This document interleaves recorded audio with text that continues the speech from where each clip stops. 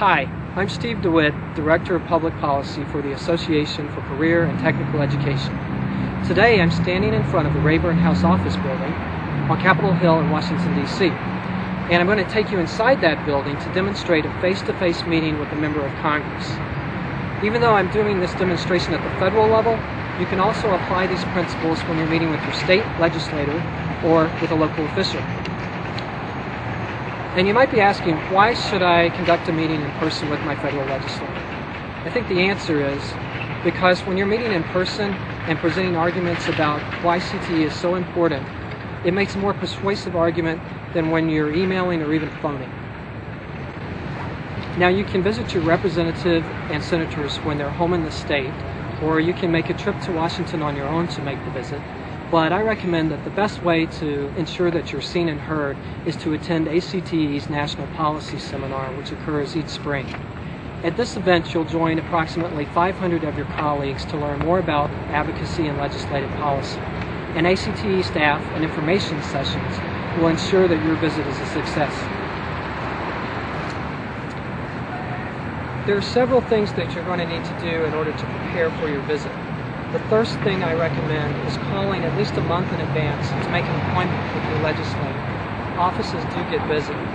Second, make sure that you bring printed materials that make the case for the points that you're speaking about.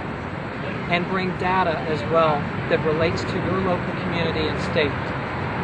Finally, I'd want to make sure that you bring a personal story or situation that links back to that data so that members understand from a personal point of view what the data means.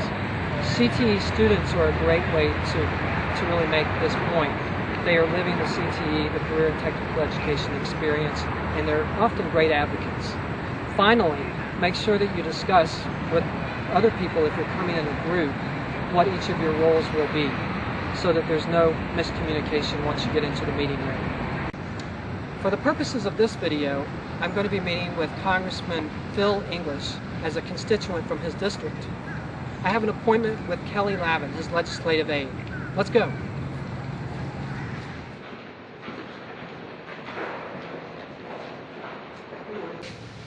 Good morning. Good morning. My name is Steve DeWitt, and I'm here to meet with Kelly Lavin. Okay, just one moment. Thank you. Often you'll meet with legislative aides rather than the member of Congress themselves. This is normal procedure, so don't feel like your voice is not being heard. These legislative staff are important links to the senator and representative. Please, have a seat. Thank you. Well, Kelly, as you know, I'm Steve DeWitt, and I'm a career and technical educator at Lake High School in Erie, Pennsylvania. And I know you don't have a lot of time. I know how busy your schedule is, so I just wanted to get right into the meeting. Oh, great. Are you familiar with the term career and technical education, first of all? A little. Is it similar to VOTech education? Yes, basically the same terminology. Career and technical education is what people are using today. It's the preferred terminology because we think it conveys a little more of what these courses are doing, which is putting students on a career track from secondary to post-secondary in the workforce. One of the things I wanted to talk about, well, let me also tell you that the types of courses that career and technical education covers is a broad spectrum. It can be anything from more traditional courses like culinary arts to something like biotechnology, engineering, those types of fields. One of the things I wanted to talk about today is the Federal Perkins Career and Technical Education Act. Okay.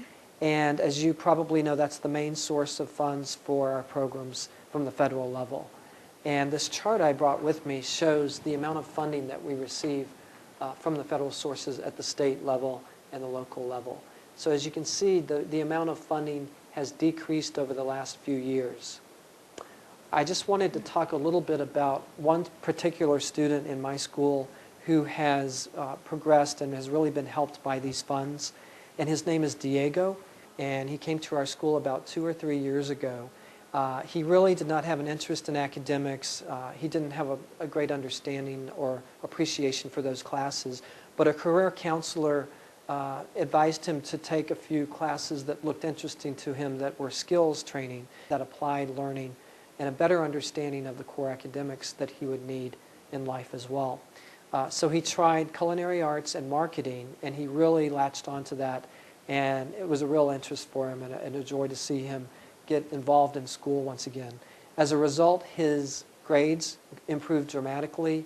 He signed up at the local community college to take courses there, and he's about to graduate not only with his high school diploma, but also with his associate's degree from the local community college at the same time.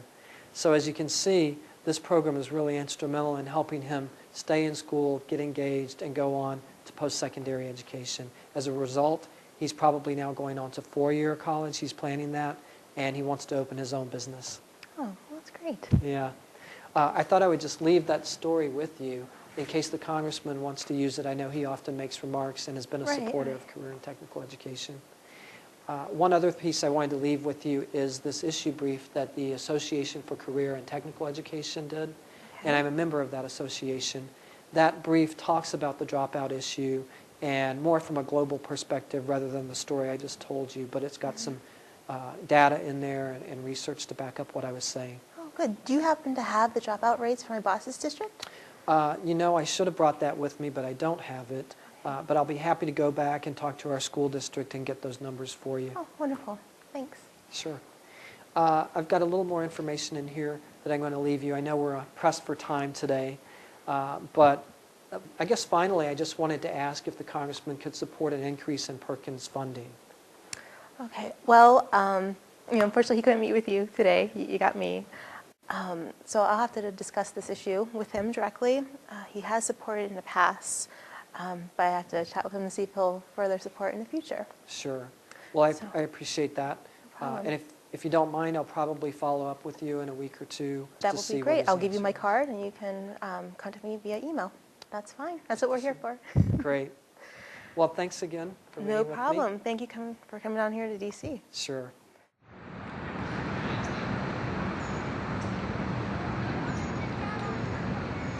I hope this demonstration was informative. Remember, members of Congress work for you, and they'll be looking forward to your meetings so that they can improve federal policies. ACTE also wants to be supportive as you make your meetings, and we urge you to go on to the advocacy pages of the ACTE website. Good luck!